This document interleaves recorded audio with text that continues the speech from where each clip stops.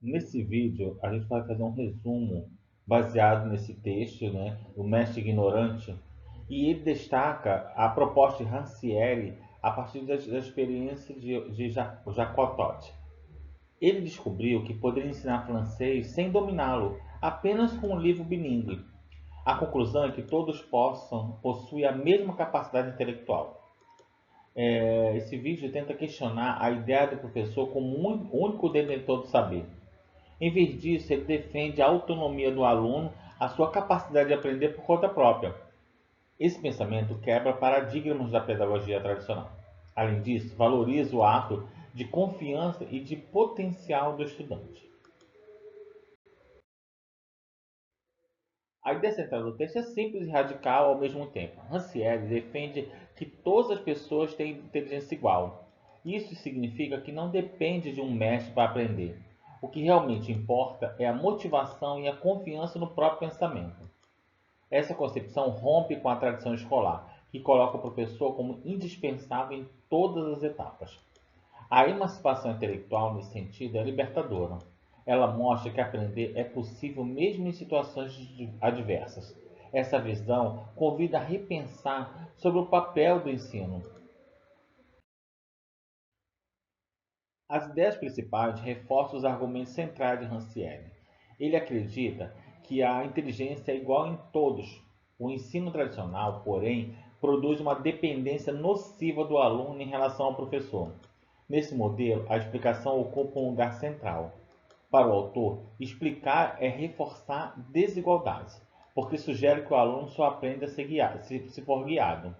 O verdadeiro mestre é aquele que instiga o aluno a pensar. Assim, o professor atua como mediador, incentivador e testemunha da aprendizagem. Essa visão é transformadora e libertadora.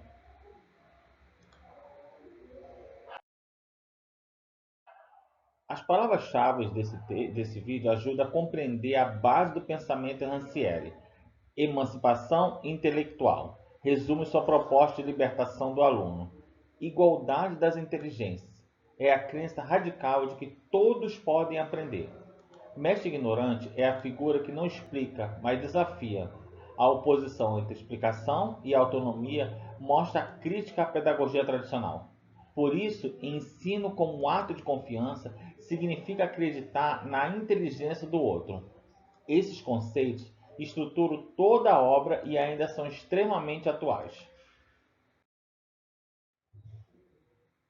Fazer uma análise crítica mostra os pontos fortes e limites do texto. O método de Rancière está em provocar os educadores. Ele desafia a pedagogia centrada na explicação e na autoridade. Esse rompimento é valioso para repensar a prática docente. Porém, sua proposta pode soar idealista. Muitos alunos não têm contexto social, acesso a materiais ou motivação para aprender sozinho. Assim, a teoria pode parecer distante da realidade de muitas escolas. Ainda assim, sua contribuição é potente. Ela convida a pensar a educação de uma forma mais livre.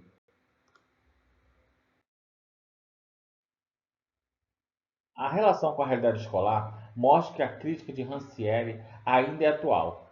Muitas instituições mantêm a figura do professor como dono do saber. Nesse cenário, sua proposta provoca uma mudança de postura.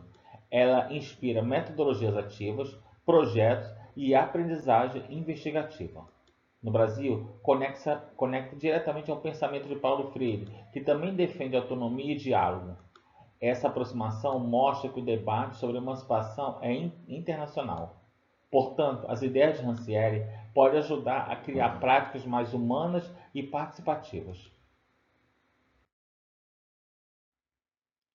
A verificação atual evidencia a pertinência da teoria. Hoje, plataformas digitais e comunidades online permitem aprender sem o mestre tradicional. YouTube, tutoriais e fóruns são exemplos disso. Porém, o acesso não é igual para todos. A desigualdade social ela limita essa autonomia. Dessa forma, a proposta de Rancière precisa ser contextualizada. É possível aprender de forma independente? mas nem todos têm as mesmas condições. Ainda assim, exemplos contemporâneos fortalecem sua ideia, mostrar que aprender sem explicador é possível. O exemplo cotidiano ilustra bem o pensamento de Rancière.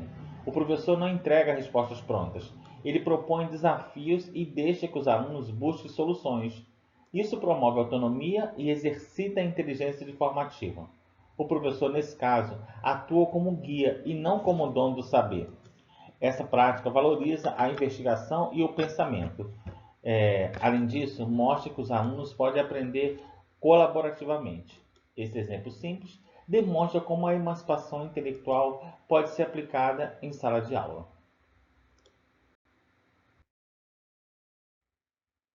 Sobre o meu posicionamento, se eu concordo ou discordo nisso, o meu posicionamento pessoal mostra concordância parcial. Ele reconhece o valor da autonomia e da confiança no aluno. Ao mesmo tempo, aponta que nem todos têm recursos iguais. Essa limitação é importante para não romantizar a teoria. Ainda assim, a ideia de que o professor não precisa explicar tudo é relevante. Ela está em sintonia com práticas inovadoras de ensino. Esse equilíbrio entre crítica e concordância é importante. Ele mostra maturidade na análise. Assim, a teoria pode ser vista como inspiração, mesmo com seus limites.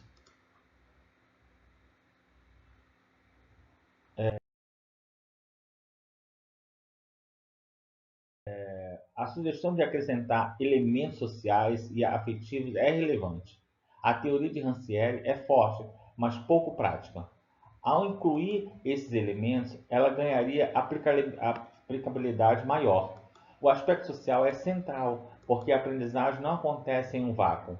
Já o aspecto afetivo fortalece o vínculo do aluno com o processo. Além disso, propostas concretas ajudam professores no dia a dia. Essa crítica não diminui o valor da obra, mas aponta caminhos para enriquecê-la. Assim, o texto ficaria mais próximo das demandas reais da escola. As limitações revelam as tensões da proposta. O excesso de idealismo dificulta a aplicação prática. Outro ponto é o risco de desvalorizar o papel do professor. Essa interpretação pode enfraquecer a docência. Há ainda quem leia a teoria como desresponsabilização. Esses riscos precisam ser discutidos com cuidado. Apesar disso, a crítica é válida para repensar a prática pedagógica. Ela ajuda a equilibrar a autoridade do professor com a autonomia do aluno. Reconhecer as falhas não anula o valor, mas mostra os seus limites.